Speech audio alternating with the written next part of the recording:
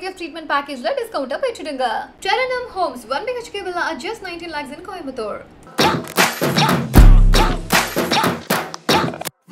ஐயோ, ரவீந்தர் சாருக்கு என்னாச்சு? உடம்பு சரியில்லையா? கேப்டன்சி டாஸ்க் விளையாண்டு அவரோட கால்ல அடிபட்டுருச்சான். நடக்கவே முடியாம ரஞ்சித்தும் அருணும் தான் கைத்தாங்களா அவர் கூட்டிட்டே போயிருக்காங்க. சோ பிக் பாஸ் ஷோவை இதுக்கு மேல அவர் கண்டினியூ பண்ணுவாரா? பிக் பாஸ் சீசன் 8 ஆளும் புதுசு ஆட்டமும் புதுசு அப்படிங்கிற மாதிரி விஜய் சேதுபதி இந்த சீசனை ஹோஸ்ட் பண்ண ஆரம்பிச்சாரு. டே 1 ஃபயரா ஹோஸ்ட் பண்ணி மனசுல பட்டதை டக்குன்னு பேசி சில நோஸ்கட்ஸ் எல்லாம் கொடுத்து சில பேர்த்த லிமிட்ல வச்சு 18 கண்டஸ்டன்ஸ் பிக் பாஸ் வீட்டுக்குள்ள அனுப்பிச்சு வச்சாங்க. அதுல 24 hours எவிக்ஷன்ல சாச்சனா தெரியாம வாய் விட்டு நானே போறேன்னு சொன்ன காரணத்தினால அந்த பொண்ணை அப்படியே பேக் பண்ணி அனுப்பிச்சிட்டாங்க. இது டோட்டலி அன்ஃபேர்ப்பா. 24 மணி நேரத்துல ஒரு பொண்ணை எப்படி அனுப்புவாங்க அப்படின்னு அவங்களுக்கு சப்போர்ட் பண்ணி வெளியே பல பேர் குரல் கொடுத்துட்டு இருக்கும் போது, ஆமா இது என்னோட ஸ்ட்ராட்டஜி தான், நான் தான் சச்சனாவோட பேரை முதல்ல சொன்னேன். ஏன்னா எனக்கு ஆல்ரெடி 3 ஓட்டு இருந்துச்சுங்க. நான் என்ன காப்பாத்திக்கணும் அப்படின்னா சாச்சனாவை நான் பாயிண்ட் அவுட் பண்ணணும். அதனால 3 பாயிண்ட் சொல்லி நான் ஆரம்பிச்சு வச்சேன். அது அப்படியே அவங்களுக்கு ஓட்டு ஜாஸ்தியா போச்சு. நான் மத்தவங்க முதுகுக்கு பின்னாடி எல்லாம் பேச மாட்டேன். இதுதான் என்னோட ஸ்ட்ராட்டஜி. என்ன நான் காப்பாத்திக்கிறதுக்காக தான் சாச்சனாவை நான் நாமினேட் பண்ணேன்னு சொல்லி ரொம்ப ஓப்பனாவே ரவீந்திரன் சார் அன்சீன்ல தர்ஷா குப்தா கிட்டயும் பவித்ரா கிட்டயும் சொல்லிட்டு இருக்காரு. நேற்றுக்கு ஷோல கூட அவர் அதை மென்ஷன் பண்ணாரு.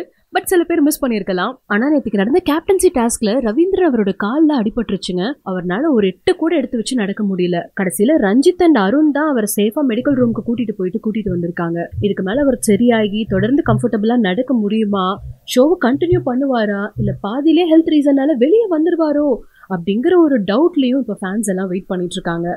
இவரோட ஹெல்த் ரீசன் அண்ட் இவரோட ஸ்மார்ட் பிளேவை பாயிண்ட் அவுட் பண்ணி தான் நிறைய பேர் அவர் இந்த வாரமும் நாமினேட் பண்ணிருக்காங்க. ஸோ நாமினேஷன் வரைக்குமே அவர் உள்ள இருப்பாரா இல்ல பாதியிலே வெளியே வந்துருவாரோ அப்படிங்கிற ஒரு டவுட்டும் அன்சீன் பார்த்ததுக்கு அப்புறமா பல பேருக்கு இருக்குங்க. ஆனா டே 1ல இருந்தே ஸ்கிரீன் ஸ்பேஸை கேப்சர் பண்ணணும் அப்படிங்கறதுல ஜாக்லின் பயங்கர தீவிரமா விளையாண்டு இருக்காங்கல்ல. நேத்திக்கு சுனிதாவோட மோதி அழுதாங்க. இன்னைக்கு பவித்ராவை அழுக வச்சிருக்காங்க. வழக்கமா 4-5 வாரத்துக்கு அப்புறம் வர டாஸ்க் எல்லாம் இந்த வாட்டி முதல் வாரத்துல இருந்தே ஆரம்பிச்சுட்டாங்க.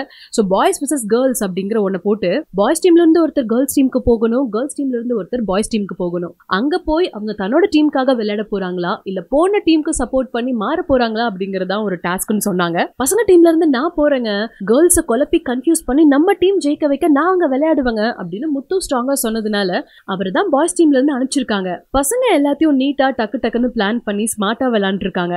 ஆனா பொண்ணுங்க டீம் தான் எடுத்ததுக்கெல்லாம் சண்டை போட்டுட்டு இருக்காங்களே. இப்ப அதே மாதிரி தான் ஜாக்லின் போலான்னு நினைச்சிட்டு இருந்திருப்பாங்க போல.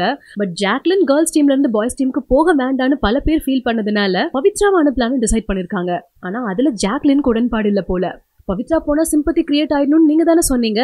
சிம்பத்தி கிரியேட் ஆகுதோ இல்லையோ நீங்க போக கூடாது, நீங்க போறது எனக்கு பிடிக்கல அப்படிங்கிற மாதிரி ஜாக்லின் பேசினது பவித்ராவை ரொம்ப ஹர்ட் பண்ணிடுச்சு. ஃபர்ஸ்ட் என்னதானே அனுப்பலான் இருந்தீங்க, உனக்கு பிடிக்குதோ இல்லையோ அதை பத்தி எல்லாம் எனக்கு கவலை இல்ல, என்ன பத்தி நீ பேசாத. இங்க பாருங்க, சிம்பத்தி கிரியேட் ஆகும் அப்படிங்கறதுக்காக என்ன அனுப்பிச்சு வைக்காதீங்க. நான் கேம் விளையாடுவேங்கிற ட்ரஸ்ட் இருந்தா மட்டும் என்ன அனுப்பிச்சு வைங்கன்னு சொல்லி கோமா பவித்ரா அழுதுட்டே வெளியே போயிட்டாங்க. அப்புறம் ஒரு வழியா கேர்ள்ஸ் டீம்ல பிளான் பண்ணி இப்ப பவித்ராவை தான் அனுப்பிச்சு வைக்கிறாங்க. ஆனா அது ஜாக்லினுக்கு சுத்தமா பிடிக்கல. நேத்திக்கு சுனிதாவோட ஜாக்லினுக்கு சண்டை வந்துச்சா, இன்னைக்கு பவித்ராவை அழுக வச்சுட்டாங்க. போற போக்குல இந்த வாரத்துக்குள்ளேயே எல்லார்த்தோடய ஒரு ரவுண்டு சண்டை போட்டு வந்துருவாங்கன்னு நினைக்கிறேன். இன்ஃபேக்ட் அதுக்காக தானே அவங்கள நாமினேஷன்லயே தூக்கி போட்டிருக்காங்க. அவங்க டாமினேட்டிங்கா இருக்காங்க, அவங்க பேசுறத மத்தவங்க கேட்கணும்னு நினைக்கிறாங்க அப்படிங்கிற காரணங்களை சொல்லி ஜாக்லின் இந்த வாரத்தோட நாமினேஷன்ல இருக்காங்க. அண்ட் அதே மாதிரி ரவீந்திரன் சாரும் ஹெல்த் இஷ்யூ அண்ட் அவரோட ஸ்மார்ட்னஸ்க்காக நாமினேட் பண்ணப்பட்டிருக்காரு. அது போக அருண், முத்துக்குமரன், சௌந்தர்யா அண்ட் ரஞ்சித் சார் இவங்க 6 பேரும் இந்த வாரம் நாமினேஷன்ல இருக்காங்க. எனக்கு தெரிஞ்சு மேபி ரஞ்சித் சார் வெளியே போறதுக்கான வாய்ப்பு இருக்குன்னு நினைக்கிறேன். ஏன்னா அவருக்கு தான் இப்போ வரைக்கும் சோஷியல் மீடியால லீஸ்ட் ஓட்ஸ் இருக்கு. யாரோடையும் கனெக்ட் ஆகல. அண்ட் ரீசெண்டா அவர் பத்தி போன கான்ட்ரவர்சிஸும் அவர் ஷோல இருந்து வெளியே வர்றதுக்கு காரணமா இருக்குமோ அப்படிங்கிற ஒரு டவுட் எனக்கு இருக்கு.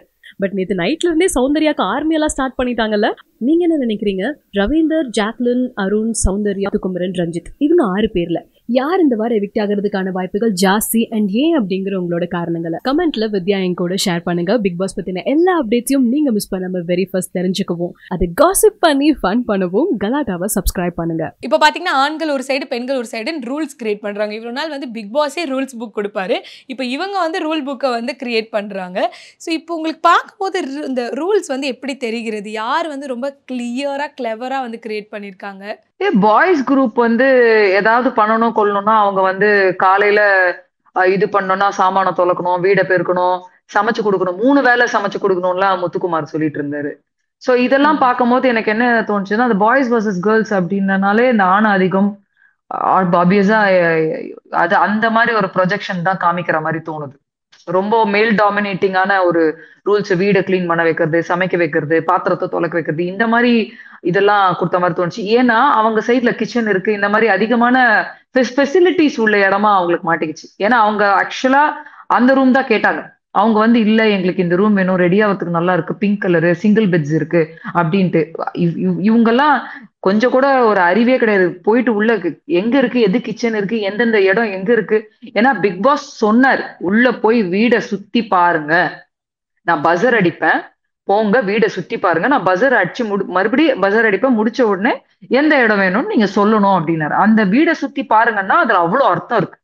இப்ப இந்த பாதி வீடு பிரிச்சிருக்காங்கன்னா இந்த பாதியில என்னென்ன இருக்கு, இந்த பாதியில என்னென்ன இருக்குன்றதுதான் அர்த்தம் வீடை சுத்தி பாரு அப்படின்னா.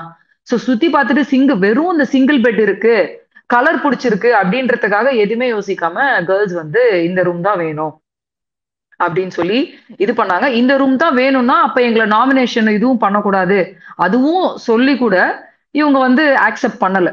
அது மேபி அவங்க கொடுக்குற ரீசன் என்னன்னா, நீங்க இப்ப முடிவு எடுக்கலன்னா உங்களுக்கு அடுத்த வரவங்க வந்து வெளியில படுக்கணும் அப்படின்னு சொல்லிட்டாங்க. சோ எங்களுக்கும் வந்து இந்த ரூம் தான் பிடிச்சிருந்ததுனால வெளியிலயும் படுக்கணும், மத்தவங்க வந்தா வெளியிலயும் படுக்கணும்ன்றதுனால நாங்க இந்த முடிவு எடுத்துட்டோம்னாங்க. கொஞ்சம் மூளையை யூஸ் பண்ணி அந்த அந்த ஒரு ஹாஃப் அவங்க செலக்ட் பண்ணாங்க இல்லையா, அங்க என்னென்ன இருக்கு. இப்போ வந்து லிவிங் ரூம் இருக்கு அவங்க சைட்ல, கன்ஃபெஷன் ரூம் இருக்கு, அவ்வளவுதான். சோ இவங்க சைட்ல எடுத்துக்கிட்டீங்கன்னா நம்மளுக்கு ஒரு நாளைக்கு தேவையான முக்கியமான விஷயமே சாப்பாடு இல்லையா. சோ அந்த சைடு கரெக்டா என்ன ஆயிடுச்சு, இவங்களே விட்டு கொடுத்த மாதிரி ஆயிடுச்சு, கிச்சன் இதை நீங்களே எடுத்துக்கோங்க. சோ அவங்க அதெல்லாம் மனசுல வச்சுட்டு என்ன பண்றாங்க, வந்தா இதெல்லாம் நம்மளுக்கு பண்ணி கொடுக்கணும் அப்படின்னு சொல்லி மேல் டாமினேஷன் மாதிரி அவங்க பண்ற நிறைய விஷயங்கள் மேல் டாமினேஷன் மாதிரி இருந்தது எனக்கு. சோ அப்படிதான் தோணுச்சு.